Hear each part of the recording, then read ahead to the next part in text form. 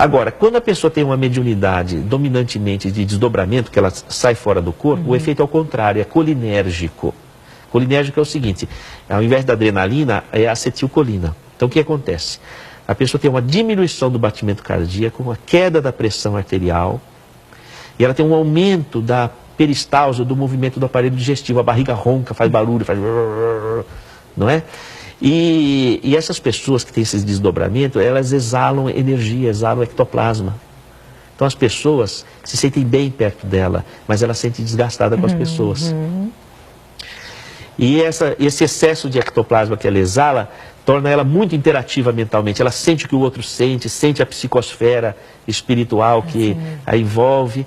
E aquilo pode ser tão difícil que o organismo reage, recolhe no metabolismo esse ectoplasma, desvia essa energia e a pessoa começa a formar cistos, tumores, miomas, cistos ovarianos, cisto de tireoide, cisto hepático, cisto renal, ou então ela tem sangramentos, porque é uma forma de perder esse ectoplasma, metrorragias, que a medicina não consegue entender o que está acontecendo.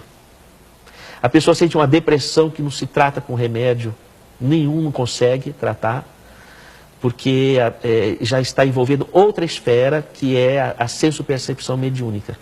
Precisa agregar os tratamentos, não é? Então, o raciocínio clínico se mantém. Você vai tratar o sintoma. Lógico. Quando a pessoa não tem controle, com o medicamento, até que ela possa ter controle. Ela precisa de apoio psicoterápico, para poder se encontrar, é aquela história da árvore com a raiz, a identidade, não é? E o tratamento e depois o exercício mediúnico. Eu coloco os meus pacientes, assim que estão numa condição melhor, para doarem de si. Então esse exercício faz com que eles se tornem proativos e comecem a saber, aprende a lidar com esse domínio da senso-percepção, seja da influência espiritual, seja da doação de energia. Então eu coloco sob minha supervisão, não é?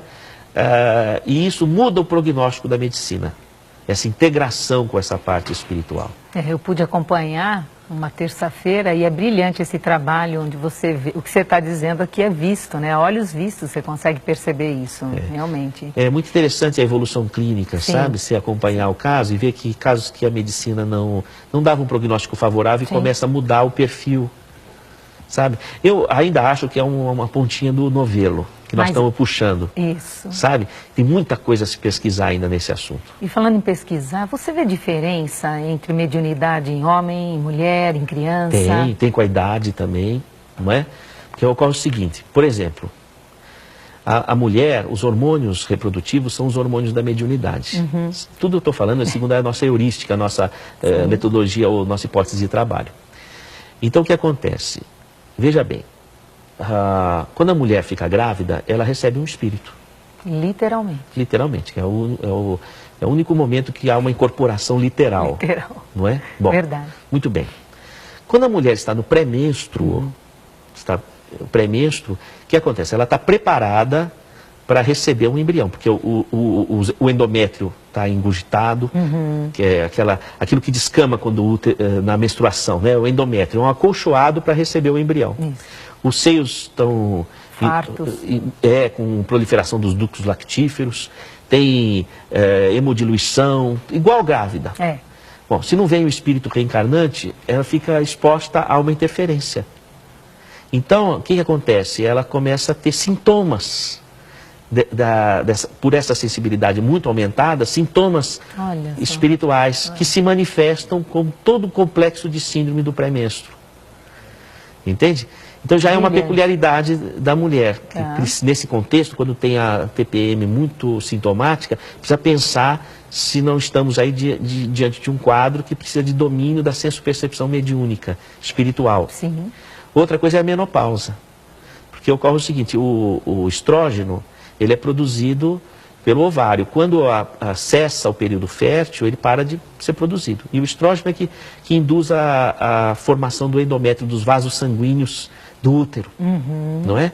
Parando o estrógeno, aquela profusão de sangue para alimentar o bebê, não existe mais. Mas aquela profusão de sangue leva energia vital, leva ectoplasma para o útero. Se para de haver uma concentração de ectoplasma no útero, vai haver uma equidistribuição dessa energia, começa a subir, e a mulher sente como fogachos. Olha... Entende? Então, nessa idade, a mulher está com uma produção ectoplásmica intensa, ela precisa trabalhar com cura, com coisas assim, sabe? Com doação de ectoplasma. Tal. Outra coisa interessante, quanto mais velha uma pessoa, mais magnetismo ela tem. Porque ela está se desligando do corpo, então ela solta a energia orgânica. Ela solta o magnetismo. Tanto que você vai ver, um médium de cura, o preto velho, é a velha bezedeira, não é que tem um poder... Não é? Porque mais madura a pessoa, mais o magnetismo. O André Luiz vai falar isso nos mecanismos da mediunidade. Quanto mais velha a pessoa, mais madura, mais ampla, mais profusa, mais intensa a radiação magnética, a exigir da pessoa mais ampla cota de serviço na sua vocação e aptidão. Vai dizer isso. Eu queria dizer, então precisa colocar isso a serviço, amor em ação, né? Isso precisa. E na criança... Como você colocou, a criança ela é vamos dizer assim, um tubo de ensaio de experiências espirituais riquíssimas. A criança precisa ser acompanhada do ponto de vista psicológico, afetivo, educativo para a vida, precisa ter presença e precisa estar muito de olho na parte espiritual, sobretudo quando a mediunidade está para amadurecer biologicamente, que é quando a criança está para se tornar púbere.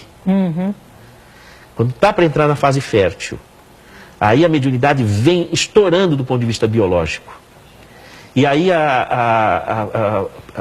o adolescente, ou o pré-adolescente, fica extremamente influenciável. Extremamente influenciável. Aí começa, como você vê hoje, está tendo muito transtorno bipolar, epilepsias atípicas, não é? Derivados dessa profusão de expressão mediúnica para as drogas. Não é? Então, a psicologia... Sexualidade precoce, gravidez precoce, é verdade. Né? Na verdade, há vamos dizer assim, um aumento da sensibilidade tremendo, quando há um estouro, um vulcão de sensibilidade. Então, a criança tinha que estar sendo preparada desde o começo, tem que se dar atenção para essa fase, não é? E o homem é pouco estudado. O homem é pouco estudado, porque... a sexualidade masculina, mesmo do ponto de vista hormonal, do ponto de vista... é pouco estudado. Não é como na mulher. É verdade. Por uma questão de preconceito, o machismo da sociedade. Hoje que existe pesquisas mais profundas a respeito da hormonologia do homem, etc.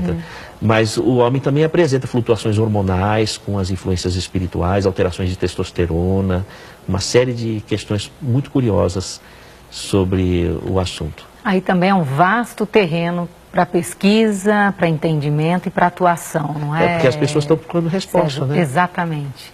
Não é? E agora, o programa por hoje já está quase chegando no final. Te peço as considerações finais. Se você tiver curiosidade sobre o assunto, nós temos o site do projeto da universidade. Por favor. Né?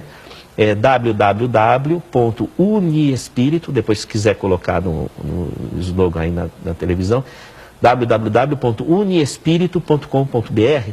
Tem DVDs com as aulas da pós-graduação e vídeos livres para você também poder estar, vamos dizer assim, formando uma opinião própria a respeito das pesquisas. Muito obrigado pela sua participação, Obrigadão, Sérgio. Obrigado a vocês. Uma alegria a sua presença. Igualmente.